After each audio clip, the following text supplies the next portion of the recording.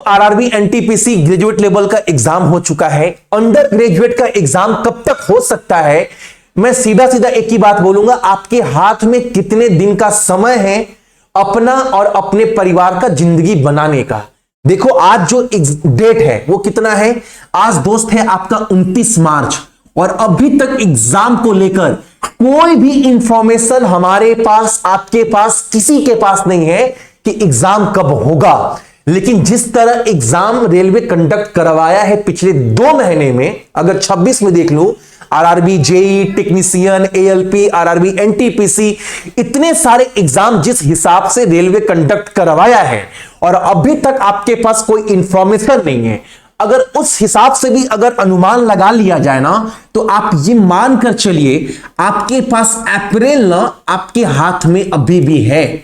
ये हो सकता है कि जो आपका एग्जाम डेट है, अगर आज की डेट को मान लूं तो ये मानकर चलो मई में, फर्स्ट वीक में, मई की शुरुआत में आपका एग्जाम बिल्कुल हो सकता है। लेकिन एक बात याद रखना, जिस तरह आप सभी का ग्रेजुएट लेवल का एग्जाम हुआ है, जिस लेवल से क्वेश्चन पूछा गया है, अगर आप आरआरबी एनटीपीसी अंडर ग्रेजुएट की तैयारी कर रहे हो, एकदम स्पष्ट बोल दे रहा हूं, एकदम स्पष्ट कि भाई आपको 80 प्लस का टारगेट लेकर चलना है अंडर ग्रेजुएट लेवल के लिए, एकदम क्लियर कट बोल दे रहा हूं। और मैंने आपको यहां तक बोल दिया है कि देखो, मैंने एग्जाम से पहले बोला ग्रेजुएट लेवल का, अंडर ग्रेजुएट के एग्जाम से पहले फिर बता रहा हूं। एक बात याद रखना दोस्त, मेरा भाई, मेरी बहन, मैथ और रीजनिंग पूरा घिसा पीटा आएगा जिस तरह इस बार आ रहा था। 60 क्वेश्चन एग्जाम में है इन दोनों का।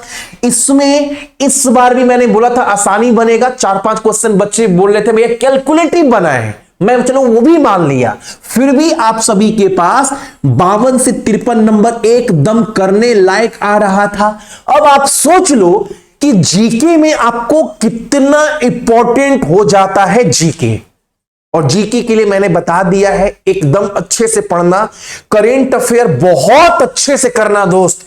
जीके का जितना टॉपिक मैंने आपको बताया है और हाँ, पैटर्न याद रखना, जो इस बार पैटर्न बना लगभग यही पैटर्न रहेगा। ये हो सकता है कंप्यूटर के कुछ क्वेश्चन कम बने जो आपके करेंट अफेयर में बढ़ जाए। जो मैंने आपको टॉपिक बोला है एनटीपीसी अंडर ग्रेजुएट के लिए, उसको एकदम ना पढ़कर चाट जाओ। मैंने इसको लेकर वीडियो भी दे दिया है, ये हर एक नोट्स, हर एक कंटेंट मैंने आपको प्रोवाइड करवा दिया है। करेंट अफेयर अपने आप में एक हथियार है आपका, और करेंट अफेयर में दोस्त इतना टॉपिक करेंट अफेयर का आपको पढ़ना है। अगर सिर्फ इसमें से पॉलिटी को मैं निकाल दूं तो, क्योंकि ये टॉपिक मैंने दिया है तो मैंने बताया हूं, पॉलिटी को निकाल दूं तो करेंट अफेयर में इतने टॉपिक आपको अच्छे से कर जाना है। अगर कंप्यूटर को भी हटा दिया जाए तो आप बोलेंगे इतना सारा टॉपिक, भाई मेरा 2-2 पेज 1.5 पन्ना का नोट्स दिया हूं, ठीक है, तो इतना तो कर सकते हैं ना। इसके अलावा देखो, नवंबर, दिसंबर, जनवरी, 26 फरवरी और मार्च का करेंट अफेयर नहीं दिया हूं, इसको भी बाबू अपडेट करवा दूंगा कुछ दिन के अंदर, 2 दिन के अंदर, और वीडियो भी डाल दूंगा यूट्यूब के ऊपर। तो इतना करेंट अफेयर आपको बहुत अच्छे से कर जाना है, ठीक है। और जितने भी कंटेंट की बात कर रहा हूं, आप सभी के पास नोट्स होगा, कंटेंट होगा। जितने लोग भी ब्रह्मास्त्र कोर्स लेकर बैठे हैं आरआरबी एनटीपीसी का, हालांकि दिखा रहा हूं ये वाला आपको कोर्स नहीं लेना है, आप अपने कोर्स के अंदर जाओ, जीके सेक्शन को खोलो, जीके सेक्शन में ये सारे कंटेंट मिल जाएंगे। करेंट अफेयर के अंदर जो टॉपिक बोला वो सब मिल जाएगा। अगर बहुत लोग जीके जीएस बूस्टर लेकर बैठे हैं, मैथ रीजनिंग नहीं लिए, तो जीके जीएस बूस्टर को भी बाबू ये सारे कंटेंट मिल जाएगा। ये फोन एप्लीकेशन आपके फोन में होगा, बस ओपन करो, अपने कोर्स को देखो, हर चीज आपके पास अवेलेबल होगा। याद रखना, यही 1 महीना है आपका और आपके परिवार का भविष्य बनाने का। सीरियस होकर बाबू 1 महीने लगड़ दीजिए, फिर पीछे मुड़कर देखना नहीं पड़ेगा। ये मैं आपको दावे के साथ बोल रहा हूं। मान लो अगर रिजल्ट नहीं भी निकला ना और तैयारी बहुत अच्छा भी हो गया ना, तो एक बात याद और रखना, अगस्त में फिर आरआरबी एनटीपीसी 27 का फॉर्म निकलेगा, इतना पता है ना। तो इसी तैयारी के बलबूते पर आप अगला एनटीपीसी को भी टारगेट कर सकते हैं। वरना अगर ये समय चल गया ना, फिर अगस्त भी अगला साल भी आप काट दोगे। ये सब कुछ आपके ऊपर डिपेंड है कि आप कर क्या रहे हो, कितना मेहनत कर रहे हो, किस तरह से पढ़ रहे हो। ठीक है, क्योंकि एक बात याद रखना है कि भाई मैं हमेशा एक बात क्या बोलता हूं, ये क्लास 10th 12th या ग्रेजुएशन बोल लो, कॉलेज लाइफ बोल लो, इन सब का एग्जाम नहीं दे रहे हो आप। ठीक है, सबसे पहले एक बात याद रखना। बहुत लोग को लगता है बस चलो पढ़ रहे हो जाएगा। आप हमेशा याद रखना, जो ये एग्जाम आप दे रहे हो ना, ये एग्जाम जो है वो क्या है, वो बाबू आपकी लाइफ को बनाने वाला एग्जाम है। और जहां बात जिंदगी का आता है ना, लोग अपना पूरा जीवन लगा देते हैं। मैं तो आपको बोल रहा हूं कि भाई 3-4 महीने ढंग से पढ़ो, आपका जीवन बन जाएगा।